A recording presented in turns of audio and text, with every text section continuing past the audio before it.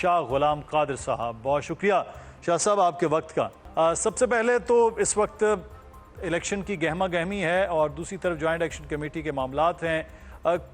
کیسی سچویشن آپ کی جماعت کی جا رہی ہے؟ کیونکہ بحیثیت صدر آپ پر اپنے انتخابات کے ساتھ ساتھ پورے آزاد کشمیر کے جو آپ کے نمائندے ہیں ان کی بھی ذمہ داری ساتھ ساتھ ہے، تو کیسی تیاری چل رہی ہے؟ جی بہت شکریہ آپ کا. اور میرے خیال میں کہ پاکستان مسلم لیگ نون واحد جماعت ہے جس کی تنظیمیں موجود ہیں اور ہر وارڈ سے لے کے ہر ضلع تک اور ڈویژن تک تنظیمیں موجود ہیں. تو ہمیں جو سب سے بڑا بینیفٹ ہو رہا ہے اس الیکشن میں وہ ہماری تنظیمی ساخت جو ہے اس کی وجہ سے ہو رہا ہے اور ہمارے کارکن متحرک ہیں. جی صرف راولہ کوٹ کا جو ضلع ہے وہ ابھی تک ٹھیک نہیں ہو سکا، متاثر ہے اور کالعدم عوامی ایکشن کمیٹی کے دھرنے کی وجہ سے. باقی تو معاملات جو ہیں کافی بہتر جا رہے ہیں مسلم لیگ نون کی. صحیح. اچھا شاہ غلام قادر صاحب، جو صدر استحکام پارٹی ہیں سردار تنویر الیاس، انہوں نے دعویٰ کیا کہ نون لیگ ان کو شامل کرنے کے لیے کوششیں کر رہی تھی، ان کے قدموں میں بیٹھی تھی، ان کے پاؤں پکڑ رہی تھی. کیا واقعی آپ لوگوں کو اتنی ضرورت پڑ گئی کہ سردار تنویر الیاس صاحب کی اور قدموں میں بیٹھنا، یا کیسے وہ جو کہتے ہیں نا گھٹنوں کا ہاتھ لگانے تک معاملہ گیا ہے؟ یہ تو ایسی بات ہے جس کا میں کیا جواب دوں. سیاستدان جب ایک دوسرے کو ملتے ہیں تو ایک دوسرے کو سلام دعا کرتے ہیں، لیکن آج تک جب سے وہ پیپلز پارٹی میں گئے میری تو ان سے کوئی ملاقات نہیں ہوئی اور نہ ہماری پارٹی کے کسی سینئر قیادت نے ان کے ساتھ ملاقات کی. ہو سکتا ہے کسی کارکن نے کوئی بات کی ہو، لیکن ہماری طرف سے تو کوئی ایسی بات نہیں تھی. اور یہ ہمیں تو نہیں پتا تھا کہ وہ پیپلز پارٹی چھوڑ کر کسی اور جماعت میں جائیں گے. ہم سمجھتے رہے کہ وہ پیپلز پارٹی میں گئے ہیں تو پیپلز پارٹی میں رہیں گے، اس لیے تو ان کو شمولیت کی دعوت دینا. اگر ہمیں یہ پتا ہوتا تو پھر ہم سوچ سکتے تھے کہ ان کو دعوت دیں یا نہ دیں. تو اس لیے لیکن سیاست میں باتیں ہوتی رہتی ہے، لیکن اس قسم کی کوئی بات واقعہ فی الواقع ایسا کوئی واقعہ رونمائی نہیں ہوا. صحیح.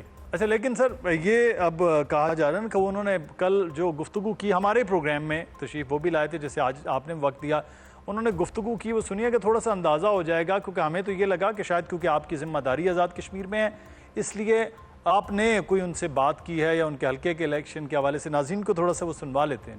سردار تنویر کو جب پی ایم ایل این میرے پاؤں میں بیٹھی ہوئی تھی شامل کرانے کے لیے، کیونکہ پیپل پارٹی کے جو لوگ ہیں ان کے نالج میں ہے، چودھری ریاض صاحب ہیں، مجھے یہ بتائیں کہ سردار تنویر جیسے بندے کو اب یہ تو ٹکٹ کا وہ تو ٹیکٹس تھے نا، مجھے پتا ہے کون کروا رہے تھے، وہ اس لیے کر رہے تھے میری ہیوملیشن، ان ہیومن معاملات میں ان ہیومن چیزوں تک لے کے گئے تھے کہ اس کا تماشا بناؤ تاکہ یہ پیپل پارٹی سے نکلے. جی شاہ غلام قادر صاحب، یہ گفتگو تھی، ہم تو یہ سمجھے کہ شاید آپ کوششیں کر رہے ہیں ان کو لے کے آنے کی کہ یہاں پاکستان مسلم لیگ نون کو سٹرونگ کیا جائے. وہ تو مسلم لیگ نون کو کہہ رہے تھے کہ وہ قدموں میں بیٹھی تو میرے شامل کرنے کے لیے. میں اس لیے آپ سے سوال تھا.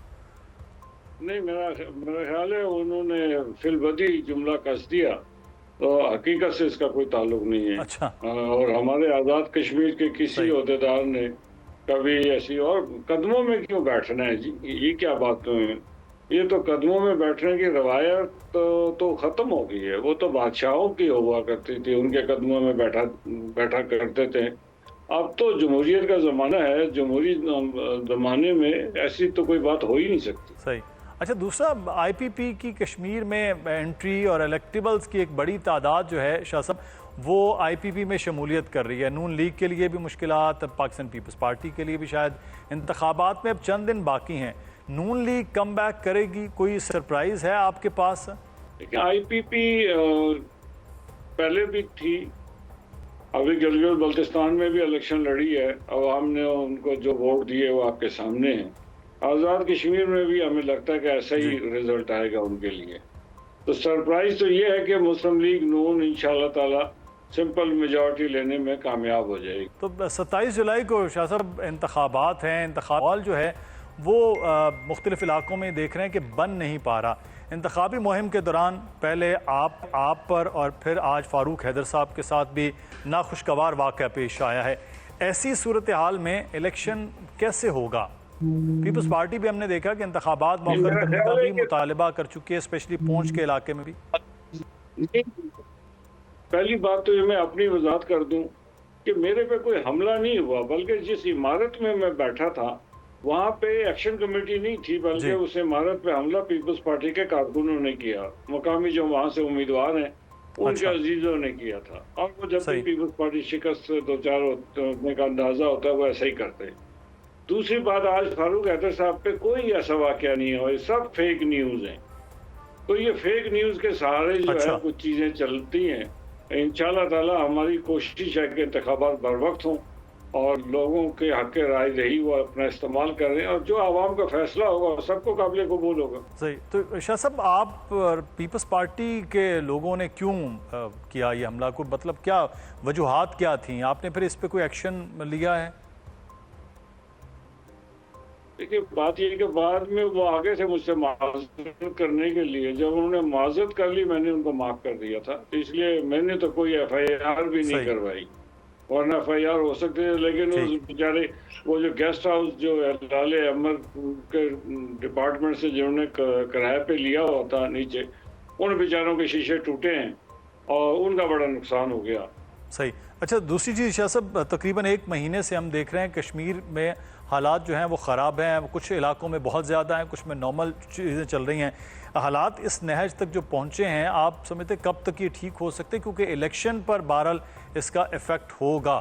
یہ الیکشن پہ ڈیفینیٹلی امپیکٹ ہوگا جی۔ وہ ماحول جو اس سے قبل ہوا کرتا تھا وہ ماحول نہیں ہے، ایک گھٹن کی سی فضا ہے، لیکن اس کے باوجود یہ انتخابات پرامن اور الیکشن جو ہے وہی تمام مسائل کا حل ہے۔ تو آپ سمجھتے ہیں کہ اس جو تاریخ رکھی ہے اس پہ الیکشن کروا لینے چاہیے، یا اس کو آگے لے جایا جا سکتا ہے اگر صورتحال یہ رہتی ہے؟ کیونکہ انٹرنیٹ بھی بند ہے، حالات بھی آپ کے سامنے ہیں۔ انتخابات تو بر وقت ہونے چاہیے، انٹرنیٹ کے ساتھ اس کا کوئی تعلق نہیں بنتا، لیکن یہ جو ماحول کو خراب کرنے، انتخابات نہ ہونے کا فائدہ کس کو پہنچے گا؟ سوچنا یہ ہے کیوں انتخابات نہ ہو وقت پہ۔ پیپلز پارٹی کے دوستوں کی ایک خواہش ہے کہ انتخابات وقت پہ نہ ہو سکے، لیکن اس کے علاوہ بھی اور ایلیمنٹس ہیں جن کو فائدہ پہنچ سکتا ہے۔ ہم تو یہ کہتے ہیں کہ آزاد کشمیر کی ریاست کو قائم رکھنا ہے، آزاد کشمیر کی ریاست کے جمہوری نظام کو قائم دائم رکھنا ہے۔ پاکستان میں اس سے قبل ماشاءاللہ جب بھی لگا کہ آزاد کشمیر کا نظام اسی طرح چلتا رہا، تو ہم اس روایت کو، انتخابات کے ملتوی ہونے کی روایت جو ہے آزاد کشمیر میں نہیں ڈالنا چاہتے۔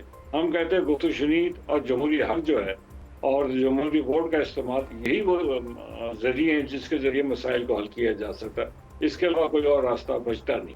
صحیح۔ شاہ صاحب، آخر میں یہ بتائیے گا کہ پچھلے انتخابات جب کشمیر